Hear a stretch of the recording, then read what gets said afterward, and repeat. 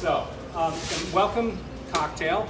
Basically, I wanted to go ahead and, of course, highlight tequila, but I want to make a riff on a margarita, but it brings in the problem. So when you start adding things to margaritas, you inevitably take things away, okay? Even if just by volume, okay? So if you're adding more like tamarind, which is this, okay? What ends up happening is you just start, diluting out everything else.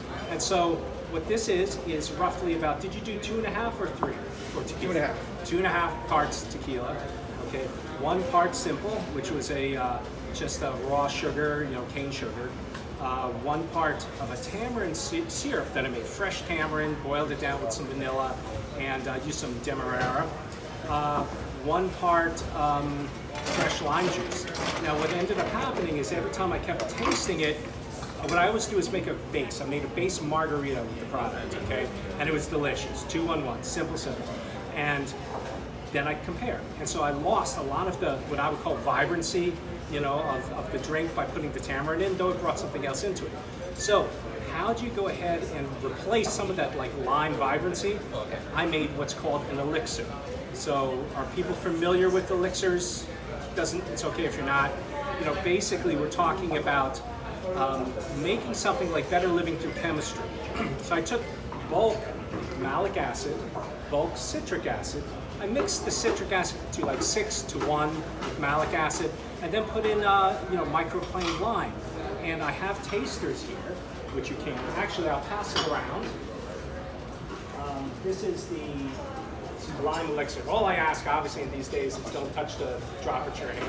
Just put a drop on and give it a taste. And so this literally, by adding virtually no volume, gets you back the citrus, because it's concentrated. Now this is a working solution. The one I work with, actually the cocktail, is stronger, and gets you back the lime.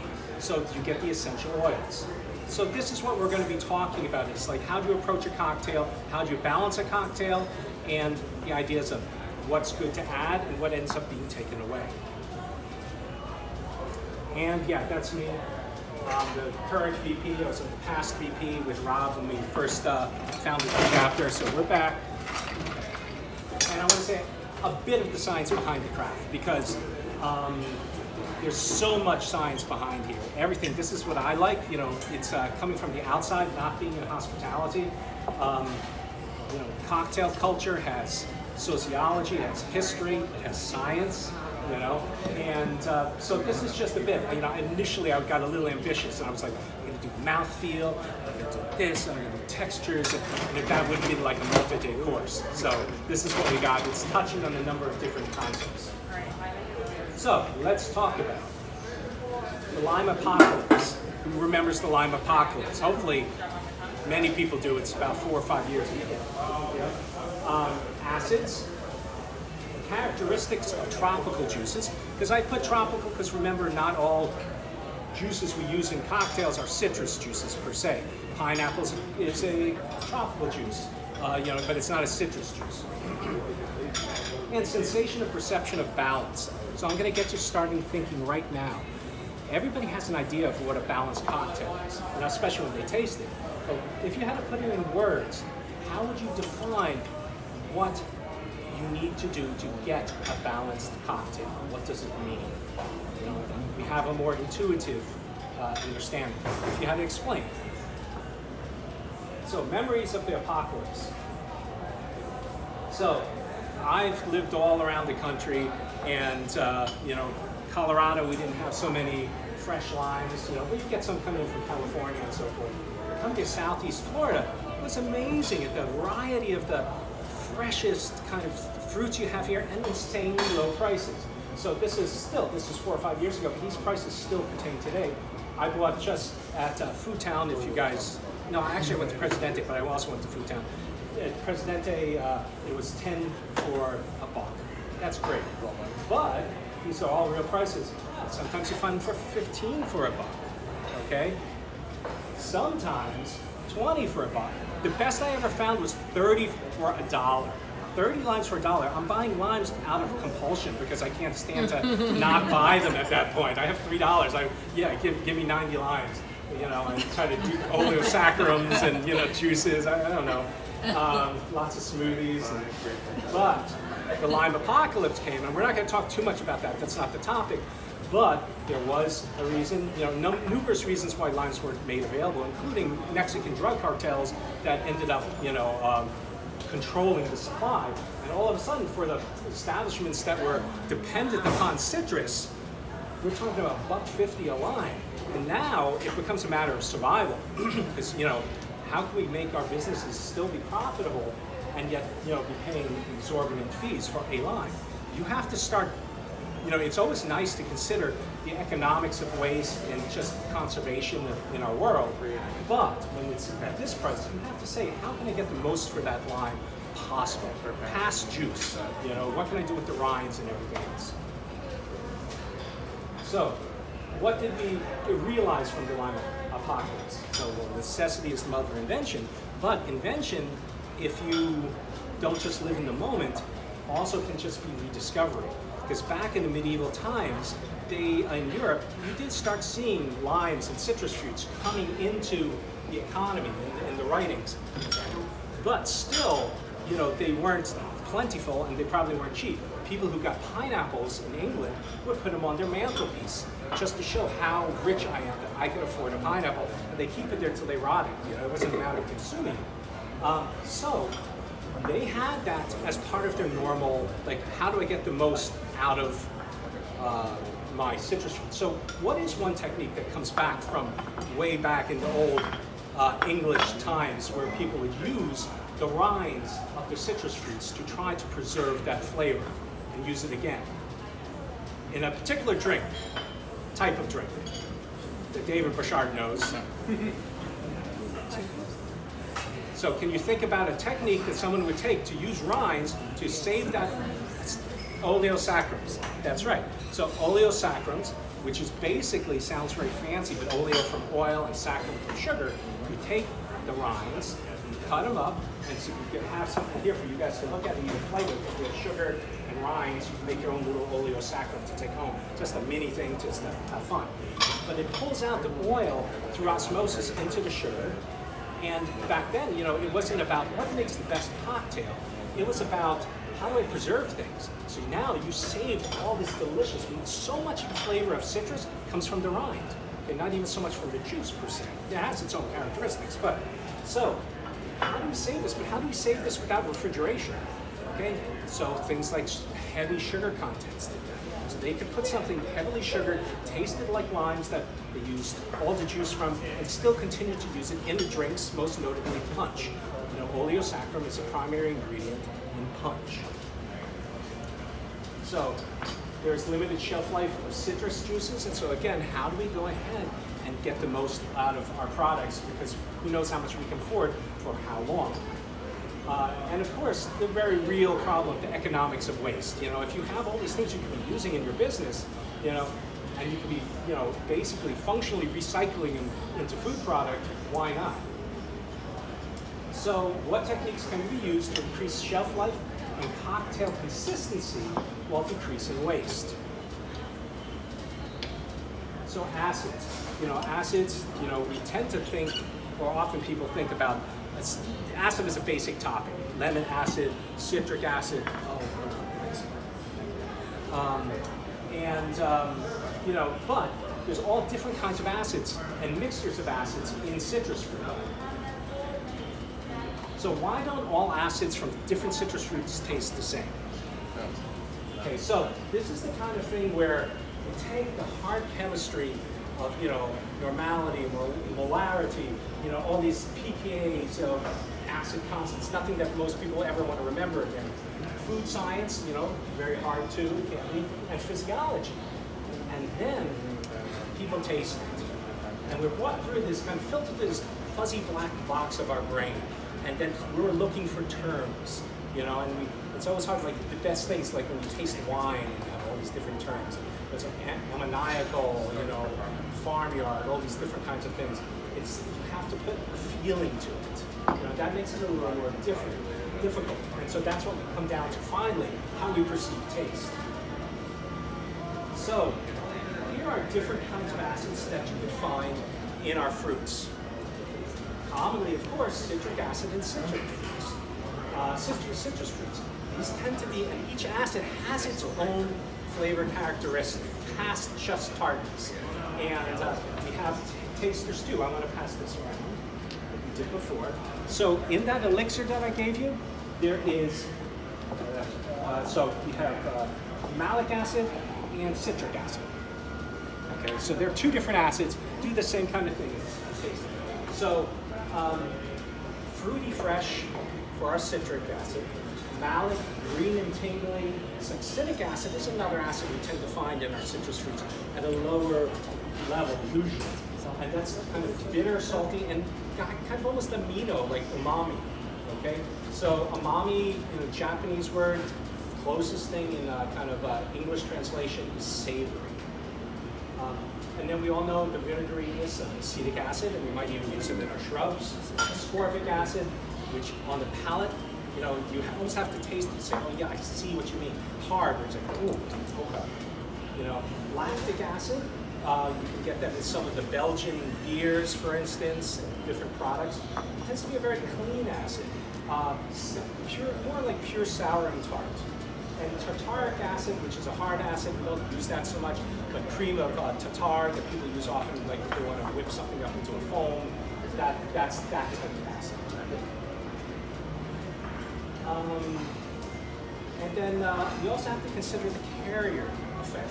Okay, and the carrier effect is like, in a lime, it's not just pure citric acid mix like in my elixirs. It does have other proteins. It has all sorts of different kinds of things in there that give you the characteristic taste of what you associate with lime, even if the strong predominant is that acid and essential oil. So here's something I love. You can get this on Amazon. I recommend you guys trying it. It's a Japanese product. It's calico. You might want to refer to it as that, as opposed to the kind of unfortunate English pronunciation of calpis. So this is calpis, and it's concentrated. They have different flavors of it, but it's a lactic acid fermentation. If you want to make a daiquiri, it has a yogurt background because it's fermented milk. It just brings this body to the daiquiri that's just beautiful, and a different soft feeling from the lactic acid to mix with the natural citric acid or malic acid of the lime. So this point here, acetic and citric acids are more sour than hydrochloric acid at the same acidity. Okay, now why is that important? What I'm saying is, there's more to the concept, the perception of sour than just the amount of acid you have. It's again, why aren't all acids the same? So they found a couple things that I'm going to just briefly touch on. First of all, hydrochloric acid, very simple. It's called like a mineral acid. It's a chloride atom and a hydrogen atom. You dissociate and you taste the hydrogen, which is the acid. But the organic acids, which I'm not going to get too much into it, so don't blaze. It's like carbon backbones, and they have groups that release, acid, hydrogen. Okay, and those have an intrinsic taste to them themselves. Now, so that's why you can mix things that have at an equal pH and they don't taste the same, even in the way of sourness, not just other flavors.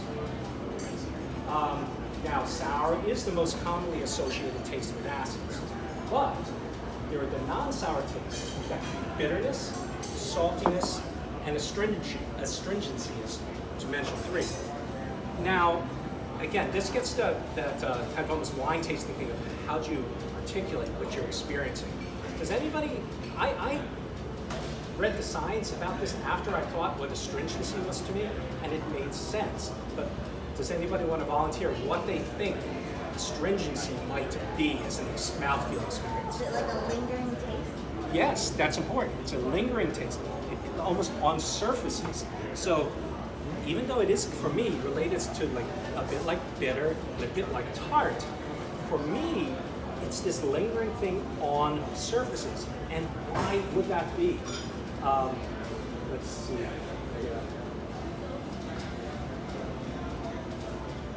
Yes, so here, in terms of astringency, what they found is that things that are astringent, also like witch hazel. For some reason, as a kid, I tasted witch hazel. I was too curious. I was eating all the baby aspirin, had to go to the hospital, get my stomach pumped. Oh, no. Yeah, but I always was tasting stuff. And this always this kind of thing of like when my cat eats something, this kind of thing where it stays with you, and you're like, my mouth feels dry. Why is that? And what they're saying is it actually is probably for damaging, not irreversible, but damaging salivary proteins. They lose their lubrication function and protective functions, so you're actually more exposed on surfaces. That was a great observation. Bitterness is probably the most perceived non-sour taste component. Okay? And why do you think that might be? What does bitterness represent evolutionarily to our species? Danger. Danger, poison. Okay, so drop for drop, bitter sensation, we are most sensitive to bitterness. Okay, because we got to get that out of our mouth. It's potentially poison. And salivation. What's that? And salivation. Well, it definitely, yes. It starts you salivating, there's all these kind of evolution. So I'm not going to discuss it in a restaurant setting, but there are lots of things. When you are in a cave, imagine yourself in a cave and someone just came in and they ate something bad and they start reacting to it. Where you can see somebody reacting to it and you haven't even tasted it, and all of a sudden you're starting going, and that's all hardwired into our brain to say, like, just in case I even had a bite, I got to get rid of it even before it hits my stomach.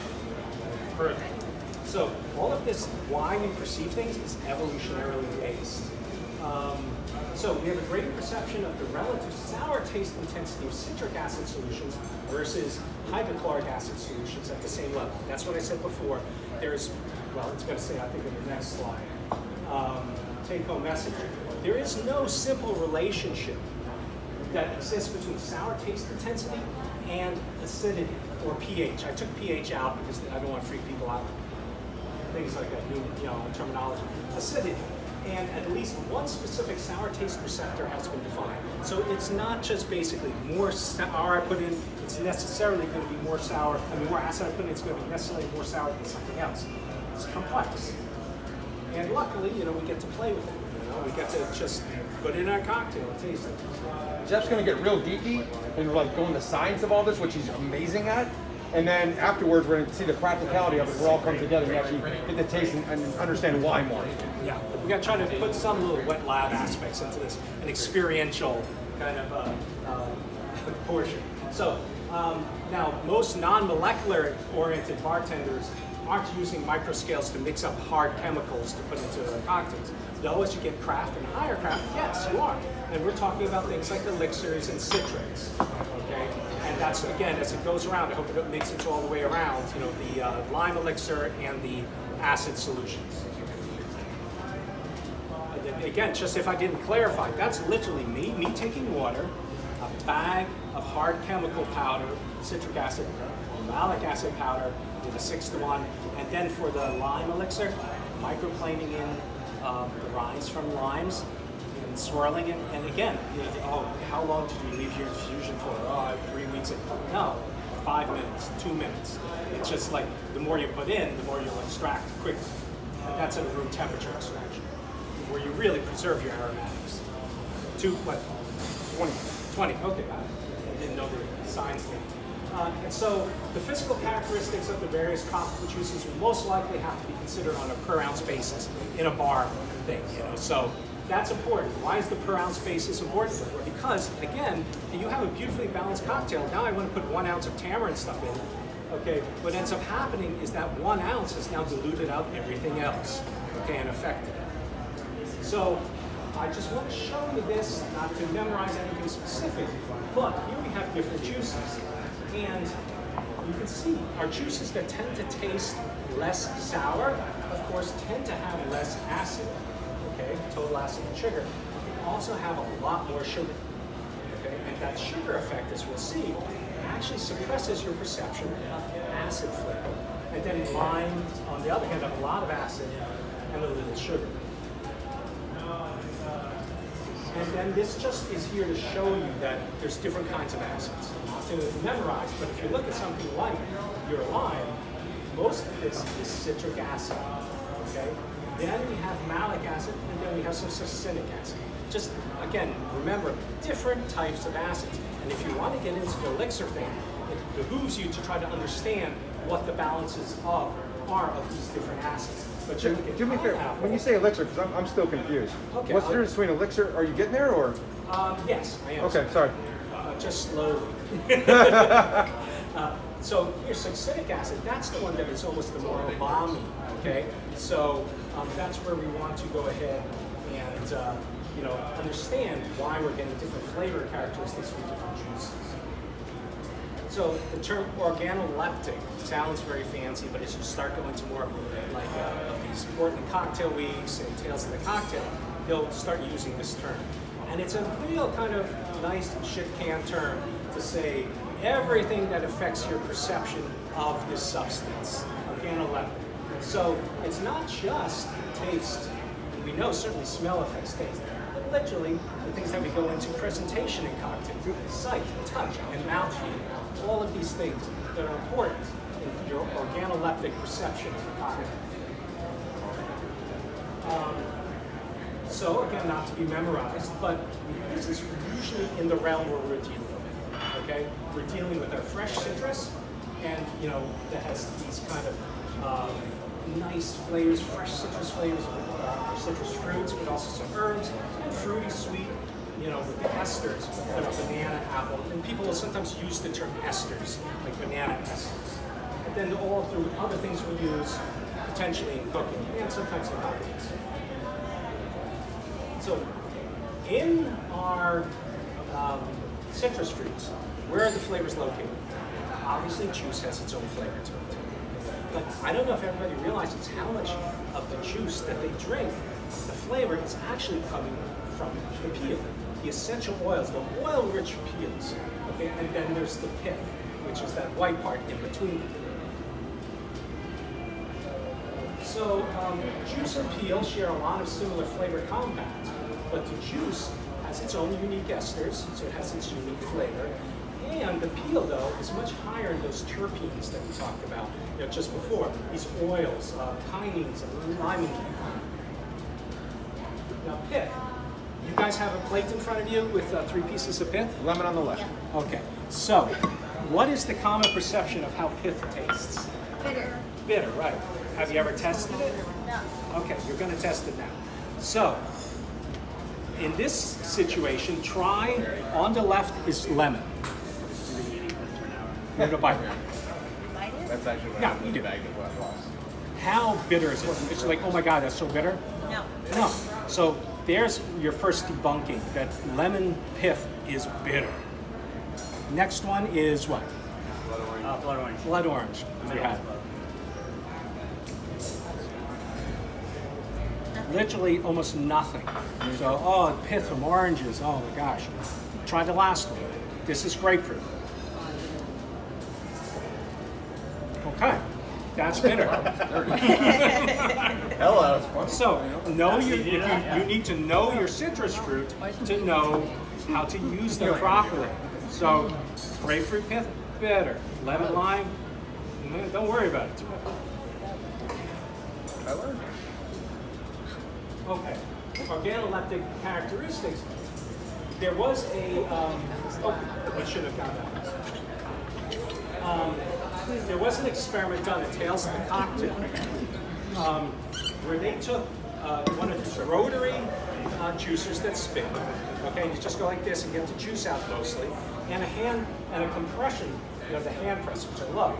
Now, obviously, just by thinking about the mechanics of it, hand pressing, you're squishing that rind, getting out all of those oils. So when I do it, I actually then flip it over and do it again, and get a lot of that oil out. So now you're getting juice and the wonderful characteristics of the oil. Okay, so which yields more flavor than juice? By the way, I've described it, you can probably guess. Compression squeezers, okay? So the peel oil gives so much more characteristic than straight juice alone. So this is where I want you to try our next experiment. We're getting out here our rotary versus hand pressed. These guys made a limeade just out of the hand pressed and just out of the juice with some simple syrup. So no booze in it. I just want you to taste which one do you think is more flavor. Out there. Yeah. I can smell it. That's right. You can already smell it. But exactly. So, but give it a taste. Which one should we taste first? Well, you can taste it any way you want, but you'd probably be better off to taste the rotary, the one with R. Same recipe. Same recipe. Exact same recipe. So, if you had to drink one or the other, which one would you prefer? And it, Pressed. Yeah, absolutely. For me, pressed. But it's a personal choice. But perhaps if flavors are too strong for you, you might want the rotary. Yes. Do you remember Education Week 2 years ago when I used your rotary juicer to do lemons? And I was doing a demo on some of the classics. No, my macerating one. You're macerating one. Yes, not the rotary. You're right. Oh, you're macerating one. So that was terrible. Yes, that's right. And why was it? Because I think the juice retained way more essential oils. Yes, exactly. I thought it was the pith, but based on this demo right here, it was not. No, I was exactly. making simple things like French 75 and No. I think these. I'm sorry. And literally, I had to tweak every recipe. That's right. Standard recipe with that macerating one was. Yes, horrible. it was. And I actually had to warn Jess at one, because I had brought to a competition macerated lime. It's all, by the way, macerating juicer, what it does is... It's like an auger. Yes, it has an auger. It forces it down, so every little drop of oil is being, exerted. The juice is lactescent, literally floats with oil. It's like milky. Yes. Yeah. Okay. So she made a cocktail. I'm like, oh, I should have told you. No, you gotta cut it way back. You gotta cut it way back because all you taste is oil.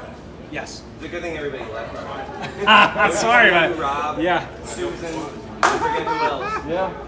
Yeah. So I just have one story too. It's like, because I have one of these behind my bar too, actually 10 years ago.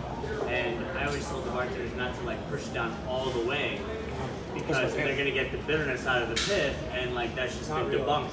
Yeah. Exactly. So you can kind of get all Get of more that. particulates. So what, the press retains some of the oil, but not too much of it? Whereas in the rotary, you're not getting any much- of the oil. Right. You're not getting any. No, You're it's getting it on your absolutely, hand. yes, that's So you just gotta exactly put right. your hand in and But can I just Very Regan. I know, I wasn't going to say that, but sometimes, when you're at home, probably the taste you're getting is still from, slipping around, getting juice in your hand, and then that coming through, right. You flip it around to the and- bottom. okay. But, yes, it's a matter, and you can, even with a hand press, you can adjust how much extraction you're getting by, because like I said, I always then flip it again because I like more oil. But macerating for citrus you gotta really go low. It's just fresh press from them. Then there was the other thing, is aging effects. So these little simple experiments, Tales of the Cocktail, they did an experiment where they made fresh juice and 5-hour aged juice. Okay, so most people think, which is better? Well, fresh as it gets older. But it turns out, blind taste test for Dave Arnold, overwhelmingly, the aged lime juice was better. Now, what I don't want you to take away from this is I'm going to put this in my icebox for a month and it's going to be amazing. We tasted it. It was horrible. Yeah. In my refrigerator. Yeah, he did that experiment. And what ended up happening is it tastes, at that point, literally like the lime juice you get in those plastic, limes, Like the warheads. horrible.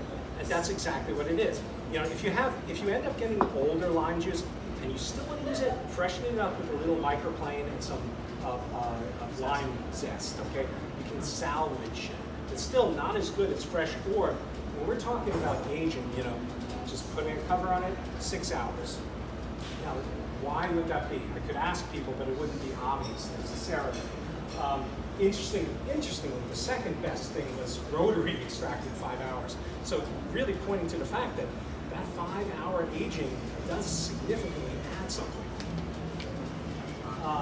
And it's been reproduced in a number of situations, and pretty much everyone found agreement.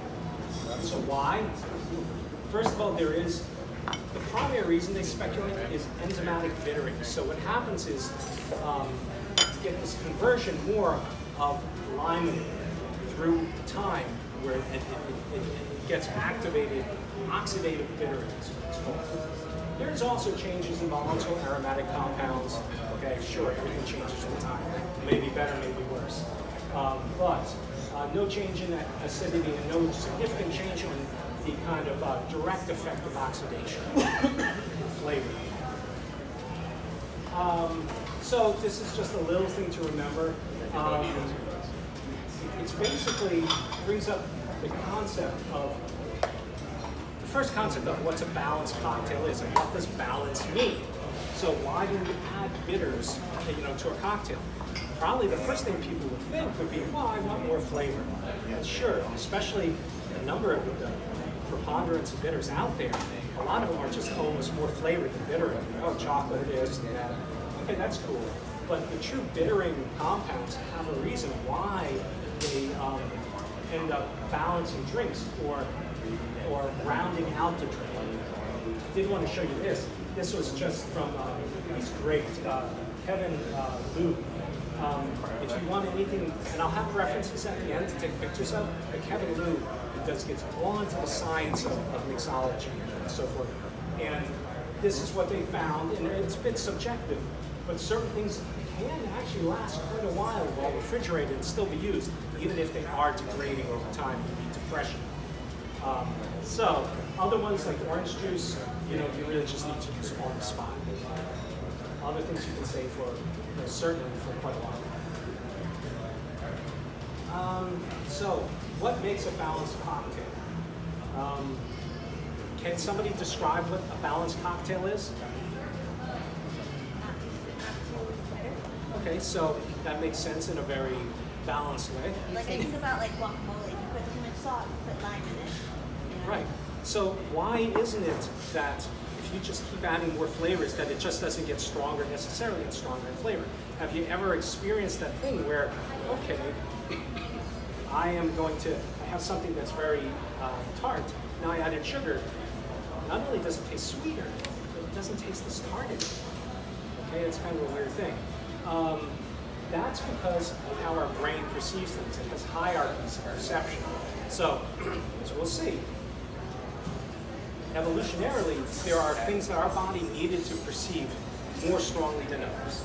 Sugar is that. Back in the cave days, people didn't die of cancer. They didn't die of morbid obesity. Okay, they died of starvation, malnutrition, trauma, and infections. Okay, and so nutrition, getting sugar, was of primary importance to stay alive. Okay, also protein, that's our taste sensation for umami. Okay, so every taste sensation we have that's either positive or negative is related to our evolutionary need to survive. And we talked about that with bitters and poisons. So for me, this is how I describe it. This is just from me, not from the book.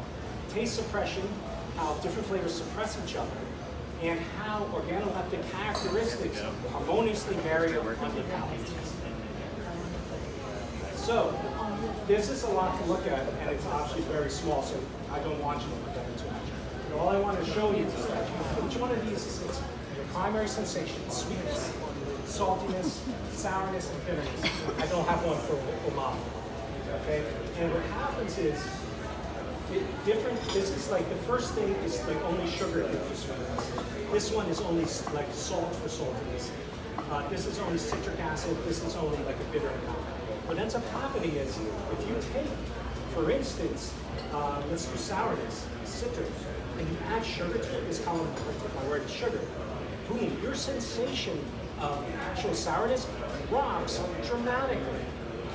Now, and then if you go ahead and then add bittering to it. This one, it's actually salt that drops further, and with the bittering compound, you progressively have a sensation of tasting less sourness. Okay, so how does that really fit into what you're doing behind the bar? Well, what happens when somebody asks for a skinny cocktail? Okay, and if they want a simple skinny cocktail, half sugar, not only is that less sweet, this is now disproportionately more sour on the palate because, again, the normal situation would have been like here. Like this is with sugar, and like this is just sugar. I'm sorry, that's salt. This is sourness. This is sourness, and this is with sugar. Okay. If you go from this to something more like this, all of a sudden you perceive sour so much more. So your cocktail is really out of balance. So you have to start thinking of ways, how can I make a skinny cocktail that stays balanced? Maybe I got to find ways that I don't put in so much acid as one day. Maybe I use a sweetener that's artificial, like sucralose that gives you that sensation. You know, and there's ways to create these effects. But you start looking at it as a good cook or scientist. So adding different flavor types doesn't necessarily increase your overall perception of intensity as expected, okay? And actually, they tend to suppress each other in turn, so all of these things. Flavor intensity of sweetness is the hardest to suppress. And then again, likely that's because of, oh, yes? Okay. Yes. Yeah, it's, I'll go as far as I can. You've said that once or twice before. So, the flavor intensity of sweetness is the hardest to suppress. Why is that? Evolutionarily, again, we need sugar to survive for our nutrition. Sweetness has significant suppressive effects on sourness, saltiness, and bitterness, which these actually demonstrate. And on a per volume basis, bitterness exhibits some of the strongest suppressive effects on everything else because, again, our evolutionary concern that we're going to be poisoned. So it doesn't matter how sweet it is. We just want to be like, oh no, get that out of my mouth. Saltiness can have significant suppressive effects on sourness and bitterness, while relatively preserving sweetness at levels that don't taste overtly salty. So why is that important? You can add a little bit of sugar to your, salt to your cocktails, not having come off being too salty, but still being able to balance your cocktail, you know, versus sourness and bitterness. So again, rounding out, you can use different flavors, and that's just another way to say balance. You know, bitter salt help you do that. And altering sugar levels can have dramatic effects on cocktail palatability. That's what we just talked about with skinny cocktails. So peel oils, extraction methods. Okay, of course, the most common things, twists, are swipes or immersion, drop it into the cocktail. Atomizer, you can go ahead and just take, microplane in whatever citrus you want into alcohol, and just, filter it, and then there we go. You can make teas, okay? And again, just be careful not to boil, but just steam in general, because you don't want to lose your delicate molecules. Oleosaccharides. This is a rather watery oleosaccharum, because I did it at, I think, about 4 in the morning, and I didn't realize there was a hole in the bag. So what I did is you take your rinds, put it in with sugar, then I like to heat it. You can sous vide it, it's nice, but don't put it in the refrigerator. And then it will pull out those oils through osmosis into the sugar. This is what they did in the medieval times to preserve it. So, but then you have to start thinking, okay, that's great. It's wonderful to rediscover that technique, and it's fun, and just something you can use in your cocktails behind the bar. But also you need to consider, why am I doing this? If really all you want is the flavor of the citrus, you want maximum control, you can literally just on the spot microplane in rind, and you get the oil right there and then fine filter. You don't need to go and make an oleosaccharum, but this is something you can keep, for a while, and then just pull it out. Because if you, then it's like a syrup in a sense. And the thing here, they all lack acid. So even though in one hand it seems nice, like I can have this magical Saint Germain of syrups that appeals to everybody, condiments. But if you really want to have complete control over what you're doing, being more reductionistic is better. Do I need the sugar in this? Do I need, maybe I don't want the acid. Okay, and then I'll add the acid different ways. So here's one oleosaccharum I made. It's very nice. One of my favorite oleosaccharums with grapefruit. Okay, it's very tart and strong with dark brown sugar, panela, or Latin sugar, and it will end up looking like this. Tropical juice alternatives. Okay, so citrates, to get to Rod's question. It's terminology. Okay, citrates is basically a concentrated solution of acid. Okay, and you can use that to extract oils if you wish, or you can just keep it as acid on your shelf. Now, in chemistry, we call this a stock solution. Okay, this is something that generally is too potent almost to use, judiciously, because if you do a little too much, all of a sudden you've overshot way hard. Okay, so the term, most of these are made with citrates, but the term generally citrates means it's a concentrated solution of acid. where you may have extracted oils and sugar maybe, and even create something that is like a natural juice, but it doesn't have to. It's the better living through chemistry approach. And this is a good starting point where, if you want to simulate that's an acid of most citrus fruits, 95% citric, malic, 1%. Actually, some of them are more around 6 or 7 to 1 citric to malic, but still, you're probably not going to go wrong with this. And again, stock solution. So then elixirs, that's where you use it for something that you maybe keep like a bottle of bitters behind your bar, okay? That you can just take some drops and just, that's perfect. As opposed to with a stock solution, it was way too much. And it comes from an old pharmacology term, where it's a liquid with a medicinal drug, and then you put something in it to mask its flavor. And so basically sugar containing syrup incorporating a basic citrate recipe. So why? Standardization of recipes is great for this because limes aren't always the same month to month, all citrus fruits. If you go ahead and you make yourself an elixir, it's going to be spot on. 10 to 18 bricks, that's just like how much sugar tends to be really good. We're not going to talk about mouthfeel, like I said, we don't have time for that. And it also, but actually you can add mouthfeel agents to it. So you can create exactly the effect you want, okay, and have it all the time standardized. And it's great for carbonated and bottled cocktails. The big problem though is you've got to teach someone how to use a microscale usually, or just to be really careful that they don't screw up the ingredients because you're doing chemistry now. So what are alternatives? Citrusy adjuncts, tamarind, hibiscus, roasted tea. These are kind of very citrusy things. Flavors from spices. Okay, lemongrass brings in pepper lime. I have a tree in my backyard. Wonderful kind of citrusy taste. Tart apples can be kind of acidic tasting. Shrubs with acetic acid, kombucha. Sure. And so this is some of the references, and at the end I'm going to just leave the references up so anybody wants to take the pictures. And I just want to thank everybody. This is when we first started out early on, with just a whole bunch of people who you know from our community, who many are still here, and we all work together to make it work.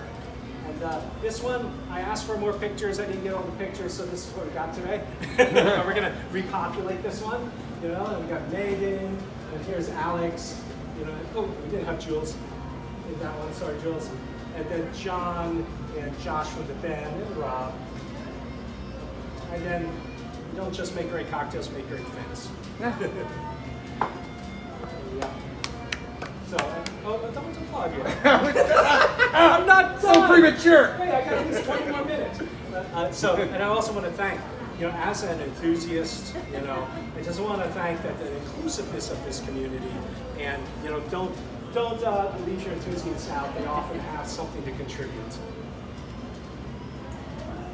And during these troubling times, make sure you find comfort in mind and body while sheltering at home. Try to stay healthy. Everybody likes a good cat bed. I think it's on his porch. Yeah, that's my porch. Yeah. Which one? You have like 15 porches. No, we have like a Dr. Dolittle situation. It's just cats and raccoons and opossums and actually otters. Bat house. You will. Absolutely. So now you can applaud. Hey! Thank you. It's spontaneous applause.